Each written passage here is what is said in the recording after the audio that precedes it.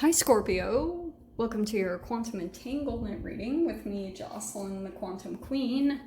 This is for Scorpio, Sun, Moon, or Rising. Why do I want to take that? Okay, I am, sorry, I just have to. I haven't done that with anyone else's, so it's just happening. So, this is for Scorpio, Sun, Moon, or Rising, and as always, welcome to my cross watchers. Cross watcher, you could be dealing with a Scorpio. The message could be for you, so feel free to take it however it resonates with you and your situation. Keep in mind that these are timeless and general readings, and if you guys are wanting to book a one-on-one, my website information is down below. They are just about to open up. I know I keep saying that, but they really are about to open up, okay? And you can subscribe to my website and you can get an email notification when they open up. And as always, just wanted to say thank you for liking, subscribing, and thank you for all your good karma donations. Okay. Well, actually, that's really kind of perfect. All right. But I think I've been saying that for everyone, so, you know, take it with a grain of salt. Okay, Scorpio. Sorry, this is such an awkward position, and when they fall on the floor, it's not easy for me to pick them up. But, okay, you have... Alrighty, Rue. You've got the gem, okay? And you've got the forest. This is a really interesting lineup. And then, like I said, I wanted to take the poet. So the poet, that's why I kind of got excited, because there could be something about, obviously the poet is, it's a way that you're able to, maybe you're a communicator or a storyteller, but there's something about the way that you transmute the kind of like shadow that you've seen in your life into light, like, you know, and it's very captivating. You might not even know this about yourself. Like, you might have this ability to kind of transform whatever you've been through in the past into something beautiful. Like, it's really any type of artistry. And this could be a very scorpionic energy. It's that the way that you express what you've seen in your life, it's like a musician, or it's someone that can influence a lot of people from your ability to tell a story, you know, and take everything that you've integrated. It's a poet, you know, putting it into some type of form of expression could be something that you either have the ability and you might know it or not. But see the little birds on here? There's something that this ability could open some doors of freedom for you, okay? Where it's gonna help you take flight, you know, maybe literally or whatever, but that will open up doors for you straight up. So there could be something about your situation where you're trying to, you guys know the saying, and I do not, even still to this day, you guys have commented like a million times. What is it? See the forest through the trees? God, I still don't know it. You know what it is, though, so you don't have to go crazy like correcting me.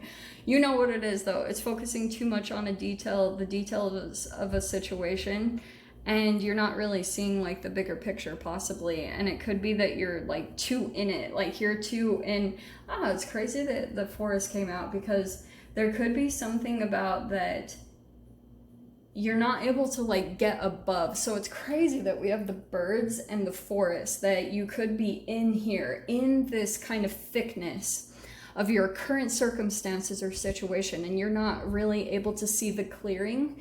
And it's probably because of everything surrounded you. Like, you're not able to get that bird's eye view, that higher perspective, or an overall look into the situation. And it's probably about your future, like regarding the choices that you're making right now and where things will end up. Like, it's kind of like those books where you can jump ahead. It's like, if you want to take this path, then jump ahead to this page, you know, and then you see how it unfolds, and then you can decide to go back to the other page, or, you know, that whole thing. God, I love those books. But you've got the gem. That's kind of cool. So what that's kind of telling me is that you've got something in you that's kind of like, I mean, that's you internally anyway. I don't want to be all cheesy, but that is you. You've got some type of shine. And I kind of get this sense that there are outside kind of murky energies around you that are at the present moment possibly dulling that. Okay. And whatever that is, like there could just be an uncovering that you need to do, like kind of digging for the gem, digging for your shine again, digging for whatever that light is. Like, you know, it's down there, and you know you've tasted it and experienced it multiple times in your life. You're like, it's there, I freaking know it. And so you're like maybe trying to work through the process of getting back down to that raw amazingness inside of you that you've experienced at times in your life, but you feel like just because of other outside circumstances that got covered up for a while, or maybe there was even a level of protection that you had to kind of pull into, Scorps, for you to kind of like go, you know, cover that up. Or maybe even there were people around you that you felt like if you really let that out to really shine at the brightest level that it can be at, then someone might have come in and taken it, or, you know, dulled it again, or take advantage, or things like that. So it's kind of like going back to that storybook thing. You've already played out certain like experiences, like you've jumped ahead to certain pages, and now you know where how things turn out, just based off of the decisions that you've made in the past. And so you're using a lot of that right now to filter into the decisions that you're making right now, which also could, though, be clouding things up again. God, isn't it so fun being human? Okay, so, oh wow. Okay, so we've got a really powerful connection coming in here. Sun and the Lovers, which I really like. There's a very positive connection. Or if this isn't an actual person, because I have to put that out for my lovely little hermit peeps. If this isn't an actual person, it could be that you're trying to get into connection with a higher vibration. Like Sun is the most positive card in the deck. To me, it's like full photons of light. And it could be connected to going to a sunny place, or just connecting more with the sun. Or it could be just whatever lights you up. Because, I mean, I've been in places, like, I've been in Seattle, and that place lights me up, and it is not very sunny. So that can happen too. But that's where I feel like you're really working towards. No way. Okay. So Scorps, the very first card that popped out is the Chariot. You could be dealing with a Cancer, but this feels definitely more about, yeah, travel, movement, relocation. But there could be something that comes up where you get very clear about what you want to do, and or what you want to move towards, or who you want to move towards. It looks really positive. I just feel like there's a point coming up where you're just going to decide something, and then all of a sudden everything will start to unfold really naturally, and it's just reflective of that you decided, you know. I got that for someone else's read, so don't get mad. Okay, I think someone else got the Chariot and I was getting that. Okay. I actually love this. Okay, so, wow. Oh, look, there you are. You decide to come out. So there's the Death card. You got the Knight of Wands and the King of Pentacles. So maybe this is that Lovers that you're connecting with. Don't get caught up by genders, but there could be something about the differences in energies here. Maybe maturity. It doesn't feel so much like maturity though, but King of Pentacles, yeah, it could be tied more to finances or business. And then Knight of Wands could be that you're maybe trying to integrate the two, where you're trying to bring your passion, and Knight of Wands, see the horse, like it's all about that you're creating a life for yourself, maybe trying to set it up where you have a little bit more freedom to move around, to shift around.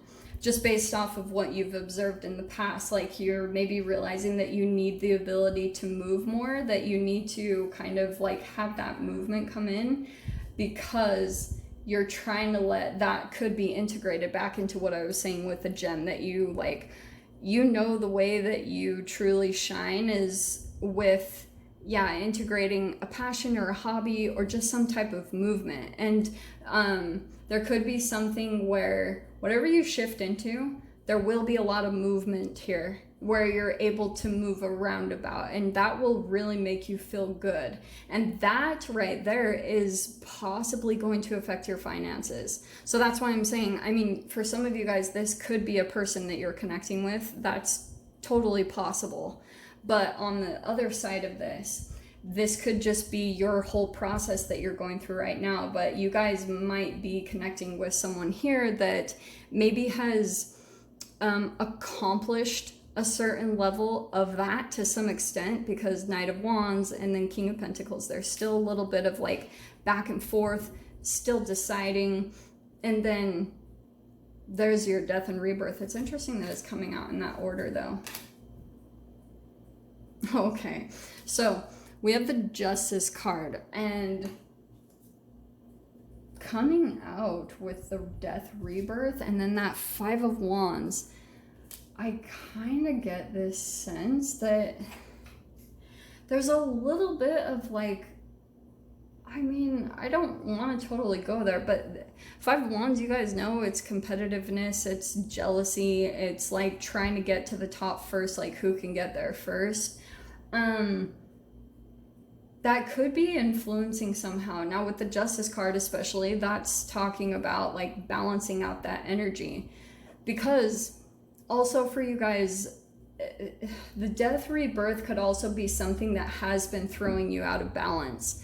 So every time Five of Wands comes out, I kind of correlate it with the shadow type of competitive energy that you had to grow up with your siblings. You know, if you guys had other siblings and there was a competition around like who got your parents' attention or who did the best, you know, vying for your parents' attention, that can turn into shadow energy that still affects you. So the Death Rebirth is really coming in to like help you feel like you don't have to prove anything to anyone and just like go by what feels right to you, because as long as you follow that, you're going to move into something very positive. Because I feel like that could have also been an unconscious or kind of this underlying thing that took you down certain paths in the past, and it possibly took you into a lot of shadow energy. That's why it's not bad. You had to pull your own light out of those situations to transform yourself and mutate out of those circumstances and shift out of that. So it was good. I'm kind of hearing like it made you savvy, you know, like where you're really freaking smart about maneuvering in tight situations or kind of conflicting situations. So that's really good. But I'm going to dive into the extended. I know it was very abrupt, but I'll see what it wants to come out on the other side. So Scorpio, if you guys want to join me over there, feel free. Go down below, click on the Vimeo link, and I'll see you over there. But Scorpio, if this is where we leave things, I'm sending you guys so much love, wishing you all the very best, and I'll see you in your next reading. Take care.